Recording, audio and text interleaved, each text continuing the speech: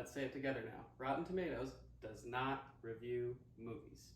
I'm Caden, and I'm here with a public service announcement about Rotten Tomatoes, and specifically about the Rotten Tomatoes score, and they like to call it the tomato meter. Put simply, this number from Rotten Tomatoes represents the percentage of professional critics that gave the movie or show a positive review. And that score only comes from verified critics. Now, a critic can be either an individual or it can be a publication. Either way, there's a set criteria that needs to be met. So when Dune Part 2 scores a 92% on the tomato meter, that means that of Rotten Tomatoes verified critics, 92% of them published a positive review, or at least the ones that published a review on Dune Part 2. I know I phrased that sentence kind of weird, but it's because there's always some caveats. For instance, let's look at the difference between, say, Dune Part 2 and Kingdom of the Planet of the Apes. As of the time I made this presentation, Dune Part 2 had 434 reviews, while Kingdom only had 301 reviews. There's a couple possible reasons for that.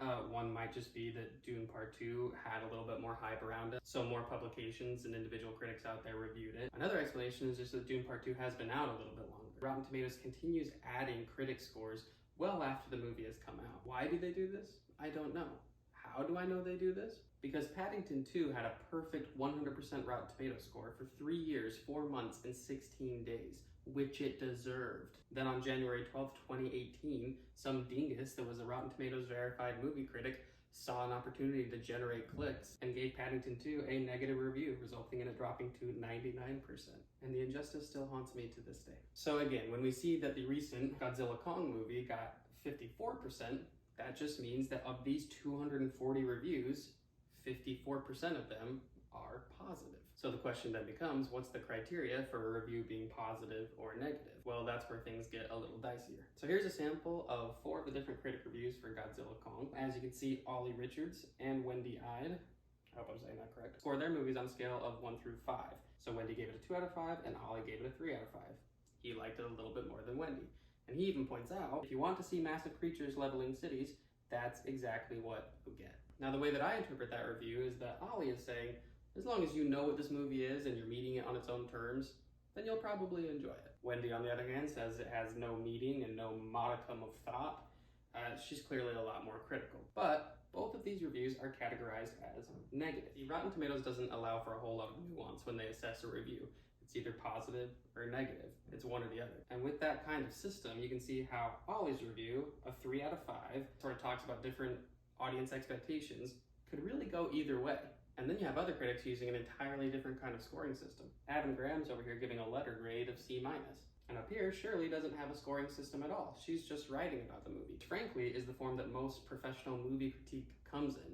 They're essays, think pieces, they're not these scoring systems. That's kind of a relatively new thing. But Rotten Tomatoes still needs to label this as a positive or negative review. So this is where they have a team of curators that go through the review and decide if it's positive or negative. So with these reviews in the middle, like Ollie's, or reviews that don't have a scoring system at all, it's entirely up to the interpretation of Rotten Tomatoes' curator. It's a very simple binary process. Reviews are either good or bad, and they contribute to an overall score. But because of what we know about the process, we can follow that to its logical conclusion and realize that a great score does not guarantee a great movie, and vice versa. So let's just picture that a majority of the reviewers thought a movie was okay to good, just enough for their review to be deemed positive. Well, then you could end up with a movie that has some 90% score because most reviewers thought the movie was okay to good. But that 90% doesn't mean it's a great movie. And by the way, let's touch on a negative score. Anything above a 60% is deemed positive or fresh, and anything below that is deemed negative or rotten.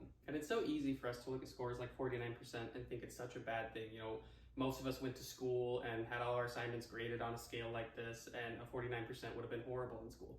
But that shouldn't apply to movies. This score essentially means that out of 190 of the professional critic reviews, half of them liked it enough for their review to be considered positive. So if you're the type of person that thinks they might agree with professional critics, you've got at least a 50-50 shot of liking that movie. And that's not even addressing the fact that most moviegoers probably won't agree with professional movie critics. No shade to movie critics, but that's what they do as their job. They see a lot of movies. I think it's pretty safe to assume that no matter how passionate or in touch they are, they probably just won't be in the same mindset as a lot of average moviegoers. So there's a lot of different ways to look at this score, but it's just been reduced to negative.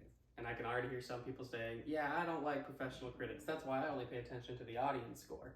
And to that I say, No! So let's take just a second to look at some of the audience reviews for Kingdom of the Planet of the Apes. David E. gave it 2 stars and said, "I smelt ape doo-doo, LOL."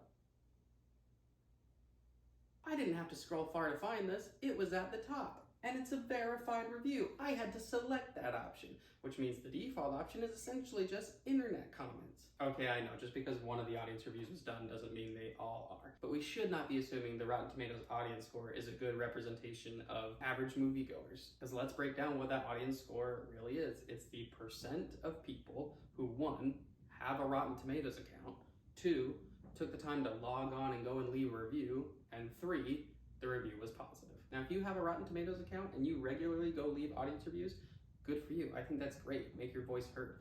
But do I think most moviegoers do that on a regular basis? No. Now, I'll just take this moment to say that if you like using the Rotten Tomatoes critic score or audience score to help you decide what kind of movies to see, that's great. Obviously, you can do whatever you want.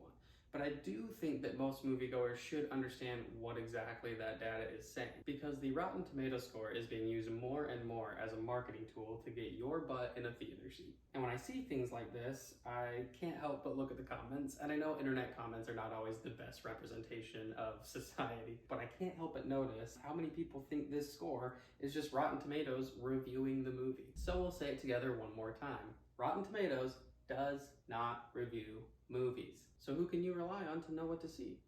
You. Because at the end of the day, it's either going to resonate with you and your unique, individual, lifetime experience, or it's not. And either way is totally fine, no matter how many critics liked it or didn't like it, no matter how many people on social media liked or didn't like it, no matter how many of your friends liked or didn't like it. It all just comes down to what you connect with. If you've ever walked out of a movie and thought it was fantastic, and then found out it has a terrible Rotten Tomatoes score or something like that, and then felt dumb, you don't need to.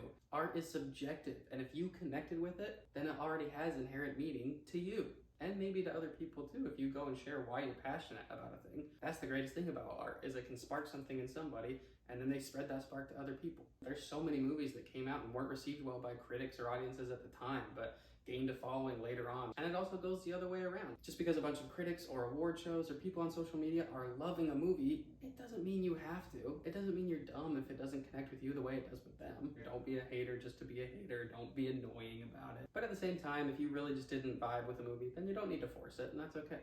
The best advice I could really give is don't rely too much on marketing or a Rotten Tomatoes score or an IMDb score or what people are saying on social media. Now, I know that nobody likes spending their hard-earned cash on a product and then not being satisfied with the result. So I understand how some of these tools out here can be helpful, but I really do think that a lot of these things are what contribute to people's disappointment sometimes. Because then we end up in a situation where we're walking into a theater loaded with a set of expectations about what we think we're going to see on that screen. And then we're disappointed, but not so much as a result of the movie's quality, but because those expectations weren't met. Instead, I would encourage everyone to try our best to go in with as little knowledge as possible, set preconceived notions at the door, wait and see what the movie is trying to present, rather than waiting for it to do what you expected it to do. Because with that kind of approach, you exponentially increase your chances of finding something that you personally deeply connect with. So thanks once again for joining me in this little discussion. Happy to discuss more in the comments, but as always, thanks for being here.